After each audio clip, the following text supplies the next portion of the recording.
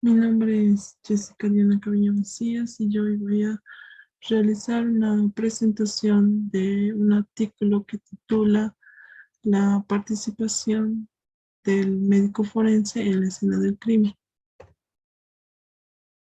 Este artículo fue publicado en 2018 en la revista de Medicina Legal de Costa Rica.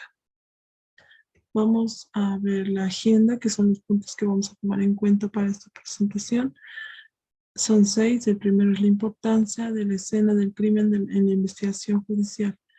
Los conceptos generales, participantes, funciones y responsables, funciones del médico forense, caso clínico como quinto punto y conclusiones. El primer punto, que es la importancia de la escena del crimen en la investigación judicial. Empezamos con la introducción, diciendo que el análisis científico de la escena del crimen es de mucha importancia en la investigación judicial. Dicho estudio de la escena del crimen es complejo por la variedad de factores que intervienen e influyen en su desarrollo y combinación. Este análisis se lleva a cabo con la participación de diferentes actores, quienes ejercen funciones distintas y también son en distintas perspectivas, ya sea judicial, criminalística, policial y médico-legal. Cada uno de ellos tiene funciones y responsabilidades establecidas en el marco legal de cada país, del cual el médico forense es una parte obligatoria. Y en el artículo, que es base para la exposición, se ofrece una actualización sobre la participación del médico forense en la escena del crimen, considerando la realidad de la práctica pericial médico-legal. Y el cadáver es la evidencia más importante en la escena del crimen y le corresponde al médico forense su examen in situ. Un punto a tomar en cuenta también es mencionar los elementos que constituyen indispensables para el correcto abordaje del cuerpo en la necropsia. Y estos son el conocimiento de las circunstancias y antecedentes del hecho investigado, junto con el estudio del lugar y del cadáver, que hacen de esta manera se cumple el objetivo primordial del trabajo pericial médico forense, que es contribuir al esclarecimiento de la comisión de un hecho delictivo con resultado de muerte.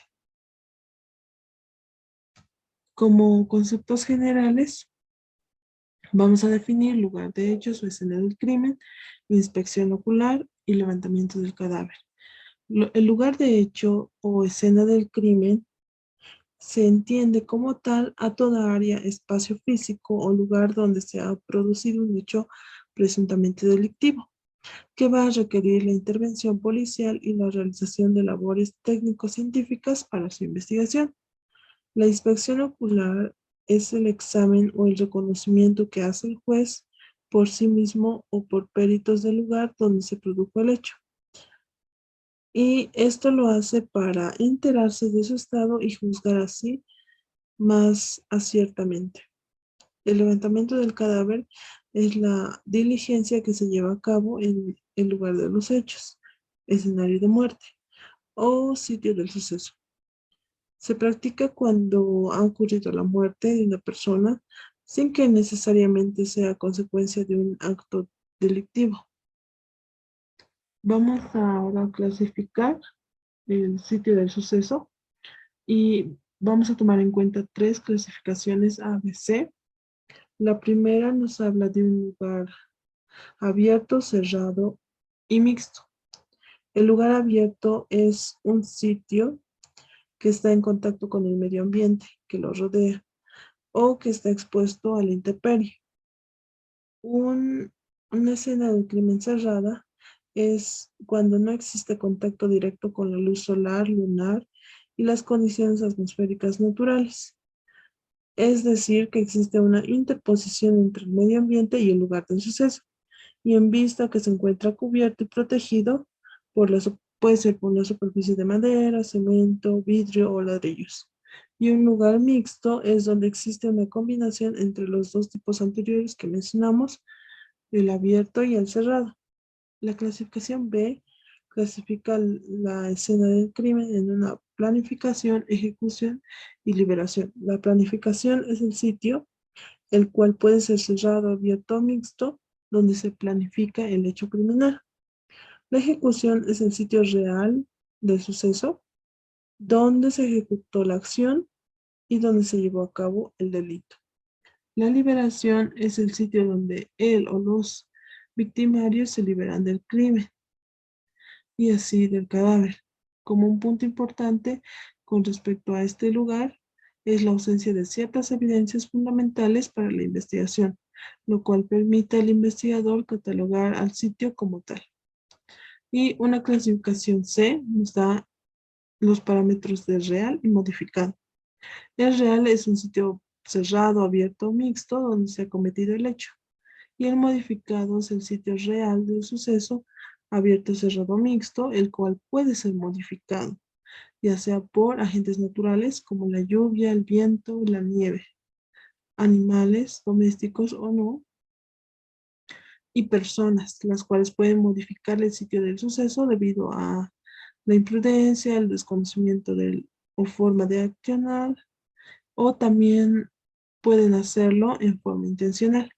Y es aquí donde debemos mencionar el sitio de coartada, que es el que se define como aquel lugar donde se cometió un delito y el sospechoso o presunto autor lo ha modificado, de tal forma que por las datas de las evidencias encontradas en el sitio pueden justificarse la ausencia de esta persona y así eh, librarse del hecho delictivo. Siguiendo, vamos a hablar sobre las fases de levantamiento del cadáver, que son tres: la inspección del sitio del suceso, el examen de las vestimentas y el examen externo del cadáver. Continuando, vamos a hablar sobre los participantes, funciones y responsabilidades. En cada país, la normativa pertinente establece quiénes deben ser convocados y participar en la investigación de la escena del crimen. En Bolivia, el equipo ideal para la investigación de la escena de los hechos es el siguiente: el director de la investigación fiscal y fiscal asistente, policías para la protección de la escena, policías investigadores, médico forense, criminalística,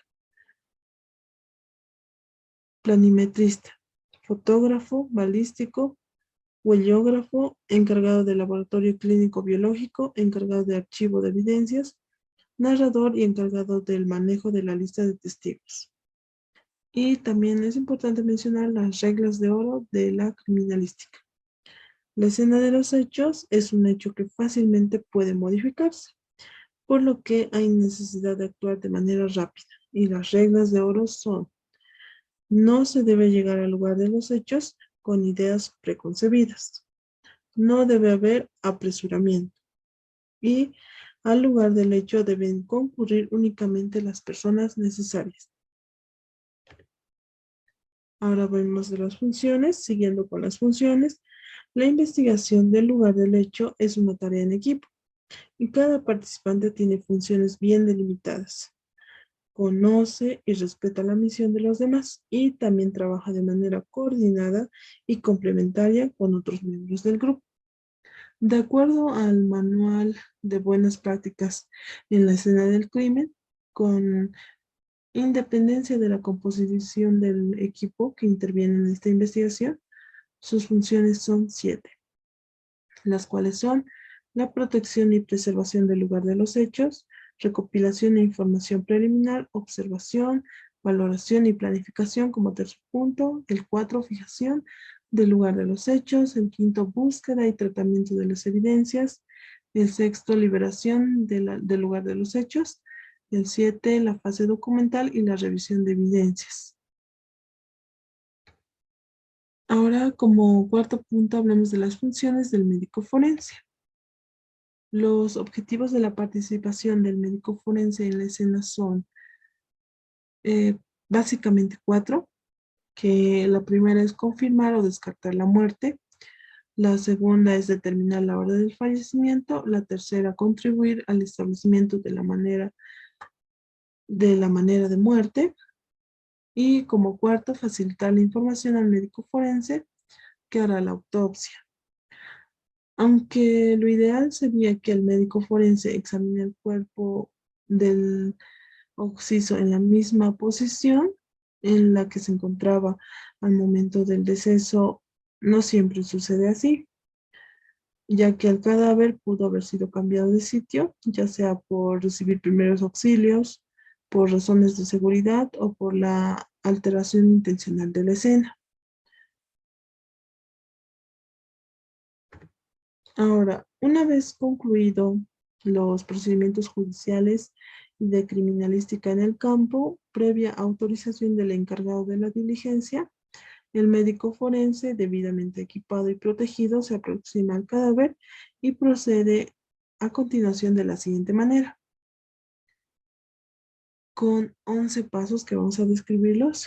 El primero es, describe a quién registra la información, la edad, el sexo aparentes del fallecido, la posición y postura del cuerpo y la descripción física del mismo, incluyendo las medidas corporales.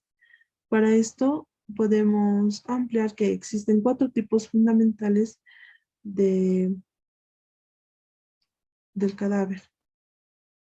Puede ser la posición en decúbito dorsal, que es un plano posterior del cuerpo, la posición de decúbito ventral, plano anterior del cuerpo, la posición de decúbito lateral derecho, de costado, y la posición de decúbito lateral izquierdo, de costado.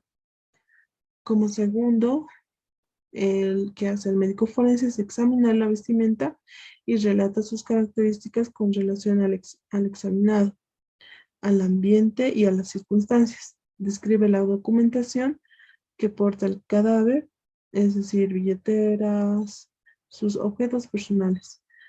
Una vez revisadas, también entrega estas prendas a los peritos de criminalística para que ellos tomen las muestras y también puedan tomar los fluidos corporales, evidencia de los fluidos corporales.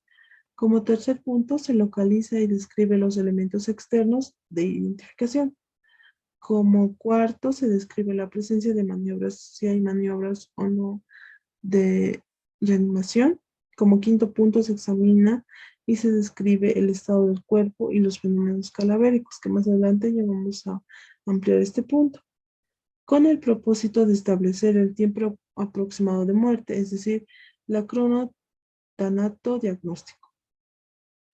También localiza y describe las lesiones traumáticas, incluyendo los signos de lucha y las heridas de defensa. Describe el tamaño, distribución y probable tiempo de las manchas y escurrimientos de sangre. Describe el tamaño de los escurrimientos de sangre. También constata la presencia de situación, ya sea armas, objetos u otros materiales relacionados con las lesiones. Y para esto va a describir la posición, la distancia, la trayectoria de las armas, si es que hay armas, y los proyectiles. Como 9, formula una causa de muerte preliminar y también sugiere al encargado de la diligencia una manera de muerte y una probable secuencia de los hechos. El diagnóstico de la manera de muerte se evidenciará considerando los siguientes puntos: la actitud y posición en la que se encuentra el cadáver, el tipo y localización de los traumatismos mortales o graves, ya sean lesiones de defensa o lesiones autoinfligidas. También el tipo, localización y aspecto de las manchas, ya sean de sangre, semen, manchas de pólvora y humo o de tóxicos. También el tipo, localización y aspecto de las fibras, hierbas y pelos. Lo que también debe hacer es, según el caso, cubre las manos con bolsas de papel de los peritos de criminalística, ocasionalmente esto en los casos de un asalto sexual. También toma muestras pertinentes de acuerdo al caso y las disposiciones de las instituciones. Y por último, procede a embalar el cadáver cumpliendo con lo establecido al respecto del manual de la cadena de custodia. Y un punto a remarcar es que la identificación del cuerpo de la escena se realiza mediante métodos no científicos, pero cuando existen dudas, se realizan métodos científicos que pueden ser la dactilografía, la odontografía y la genética forense. Y al culminar la actuación del médico forense, este debe emitir su opinión sobre los objetivos de su participación e intercambiar la información sobre la teoría del caso.